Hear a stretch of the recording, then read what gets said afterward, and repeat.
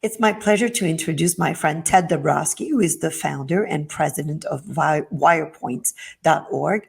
WirePoints is an independent nonprofit company that's delivering original research and commentary really about Illinois' economy and government. But they're also building a template to deliver this type of format information to other states.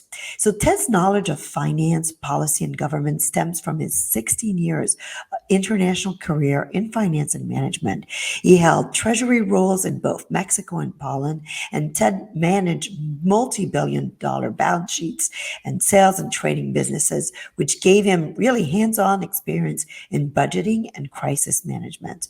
So I want to point out that Ted's publications on Wire Points have been cited approvingly by the Wall Street Journal, New York Times, Forbes, The Bond Buyer, Barron's, Real Clear, Zero Hedge, Crain's Chicago Business, the Chicago Tribune, and the list goes on. So Ted, thank you for doing this short video with us.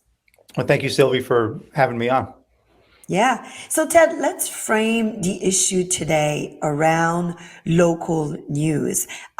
It's disappearing, and it's really challenging for local groups to report what is happening in their communities. Yeah, so we've had this real dynamic of local newspapers in particular, but local news kind of disappearing off the map.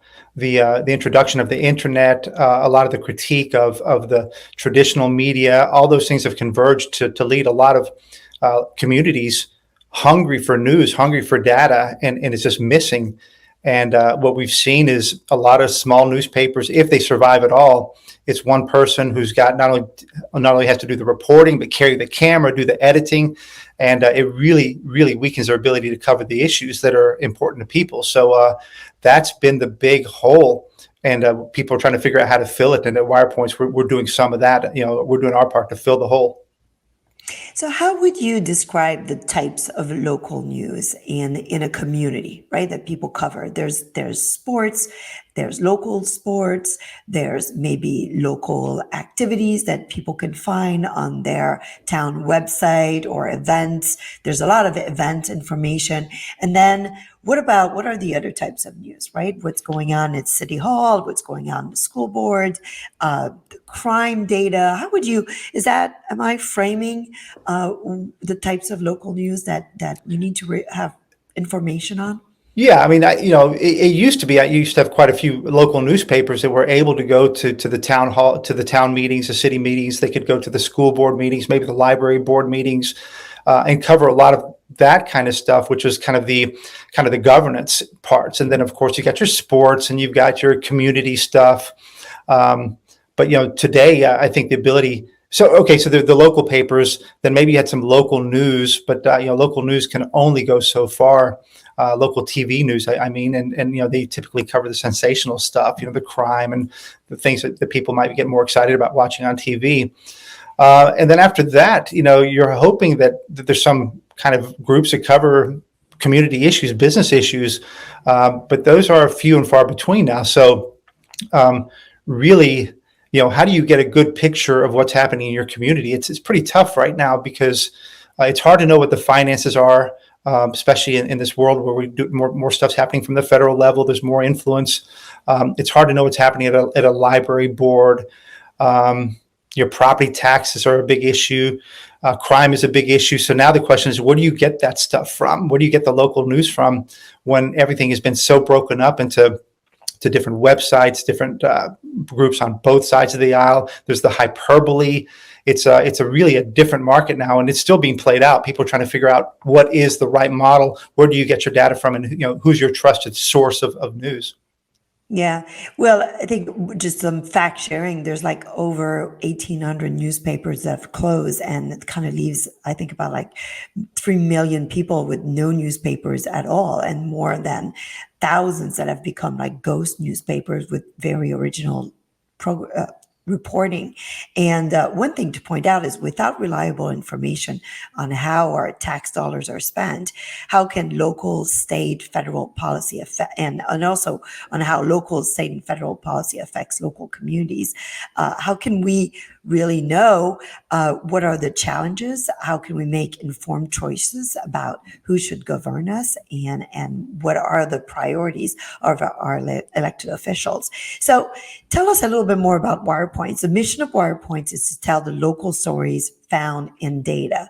And how does WirePoint makes data about Illinois available for local watchdog groups and that want to write their own stories about what's happening in their communities?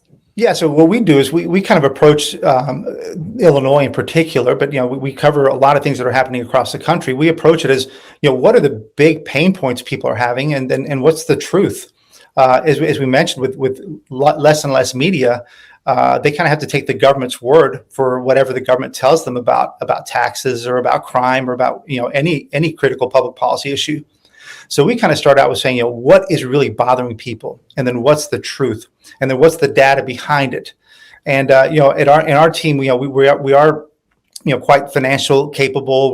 We got a co-founder's a legal expert, and so we're able to kind of open up government documents. We're able to open up federal data, state data, city data, the reports, and get the data from it, and then try to tell a story from it. Most people either don't have the time or the resources or the ability to do that. And so we're doing the kind of the hard, dirty work for them. But our goal is to say, hey, the government is saying this about taxes. Well, here's what the data says. It may not match what the government is saying, or hey, they're only reporting these crimes, but when you dig deeper into the numbers, there's a lot more crime, or there's different kinds of crime, or the education results aren't what they're selling in some of the state reporting. So we're able to kind of dig, put it together, make it attractive, kind of get rid of all the technical jargon, and put some simple charts and data that back up the claims that we make versus the claims that you might be hearing from a government or some other group. So what are WirePoint's channel of distribution? You issue a newsletter, you have a website, but also what else do you do? Yeah, so we have a website where we post all of our data. We not only create our own research and commentary and pieces, but we also aggregate others. So we have a pretty active website. But as we know, trying to get people to a website is difficult. So we have built up a mailing list. We've been pretty strong on on Twitter and Facebook. But we're trying to add Instagram because we know that the social media platforms are segmenting people, and if we want to reach more younger people, we got to move to Instagram and eventually to TikTok. But we're trying to use all the different sources. But I tell you, our best sources are really what we call earned media. We're on the radio 3 to 4 to 5 times a week. Radio shows like what we write. That's turned out to be a pretty good source of distribution of our stories. So we get to tell the story again. Our newspapers pick up what we write, and that's been a big thing. A lot of local groups, websites, blog sites, they pick up our stuff, in particular our data. And then, quite often we're on TV, but not as often. But that's our best distribution, is the free earned media, because we're breaking into the news cycle with the traditional news, and we're on it. So that's the best way to tell our story. Yeah, so if we go back to kind of the challenge of creating local news, I mentioned that there's like some news group. I've also heard of the people starting local podcasts where they report what is happening in their communities, in their town hall meetings. There's also local watchdog groups such as Nutria Your Neighbors, and you were part of founding. You're on the board of Nutria Your Neighbors, and there's also full neighborhood-based news platform such as I know Book Club, Block Club Chicago. So how can someone get involved in publishing local news stories about the policies and decisions that impact their communities? What kind of partnerships do you recommend? What's the most impactful? Love to hear your thoughts.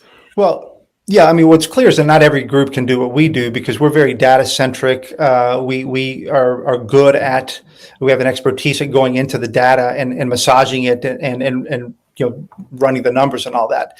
And it would be really hard for a lot of local groups, especially if they're hyper local, to do that. It wouldn't make any sense. So in that sense, that's where we come in. We're kind of a hub of this information. We're also a hub of how we message it as well, because we spend time to understand it and then try to figure out how to best message it. So it really is best if you're a hyper local group, to find a group like a WirePoints or others that you trust with the data and you trust with the messaging, to do that. Now, other groups can also create their own groups like that, focused on one issue, like crime, for example. And CWB is a good example in Chicago, where they focus on crime and reporting the crime in the way that they do, not so much as the data, but the actual what's going on. So there's many different ways to do it. There's groups that try to do education. So it's really a question of what your goal is. Are you trying to be an activist group and a hyper local? So therefore, you might want to partner up with a group like WirePoints. But if you're a group that wants to disseminate information, then you got to get really good at doing that and taking all that data and breaking it down for people, and then figuring out how to distribute it in a way that's that's easy to do. I might give you an example, Sylvie, if I can. We did this big report on education. We had learned about Chicago public schools. They were bragging about their graduation rate at 84%, breaking records. But we looked at their reading results, and of those kids, only 26% could read at grade level. So 84% graduation, 26% reading results. There was a huge breakdown. Well, what we did is we did a whole report across all of Illinois on every single school district and what their results were. And then we shared that across the state. And of course, we could break up all that data, district by district, school by school, and therefore we can help all the groups, all the parents groups who want education data. There it is there for them, and they can use that, and they can use our messaging to take on their school boards or challenge their school boards or work with their school boards on how to improve things. Yeah, that's right. And I think if anyone is interested in starting a news group, you have to find partners for the data. And I think that's a point of the interview with you. There's also another group, I think it's called Open to Books, that provide nationwide data that might be useful depending on your focus. If you're focused on spending in your community, that might be a good source. So, and I'd love to stop there. So let's shift gears then to data and looking at data, because you are a specialist. What are the 3 questions that you ask when you see a report about data, or reading a story, or looking at a data set? What are the 3 things that you recommend that people should ask themselves when questioning the data that they're reading? Yeah, I mean, first, number one is I kind of look and say, okay, who's sending this message, and kind of what's the overall message? Everything is hyper political these days, and one of the things I have to talk about is how hyperbolic both sides of everything is now, right? And so you never quite know who's got an agenda, what's their agenda, and what's the data behind it. So I always kind of figured that out first. Then, of course, I look at the data source and look and see what is it trying to tell me. And then, of course, you've always got to do this. If you cut the data a different way, if you increase the time or change things up a little bit, change your comparison, will it tell you something different? And so, always you've got to kind of say, what does the data say? What is it trying to tell you? And then say, is somebody playing a game with me? And I don't mean that negatively per se, but you got to really be skeptical of what you read, because there's so much stuff out there. You don't know what to believe. So I look at it as, what is the data saying? What's the truth about it? And then what's the backup to that data? What are the next, peeling the onion, what are the next layers of the onion you have to peel to see if that data really holds up? That's really, those are like good advice. So lastly, or my last question to you is, you are often interviewed, as you said, by different reporters on the radio, interestingly, and you report on your analysis. What would be your one advice for people who are preparing to interact with the media? Well, one is you got to be prepared, which is obvious, but you have to be prepared, and I think you also have to. I think probably the most important thing is, how comfortable are you at peeling the layers of the onion back, because you will get challenged, and we want to be challenged on our data, because if we can't defend it, and with multiple attacks, you got to think of all the angles at which you will be attacked, because in this environment, you will be attacked for things you say. And it doesn't have to be an attack, but you'll be challenged. So are you prepared to say, the reason this data is right because of this, and this? And even if you take away this and this, it's still true, that kind of thing. You've got to be able to be nimble, because otherwise you'll get kind of caught, and you don't want to be caught without knowing the depth of what you're making claims, and you got to be able to defend your claim, and you got to be confident in how you do it. So that's doing your homework, being prepared, and don't release things that you don't know. I mean, our goal is to know we can defend any claim we make, and the data's got to help us defend that. And if we can't defend it, we don't run it. Great. Well, thank you. Thank you for sharing, and thank you for your advice. Thank you very much.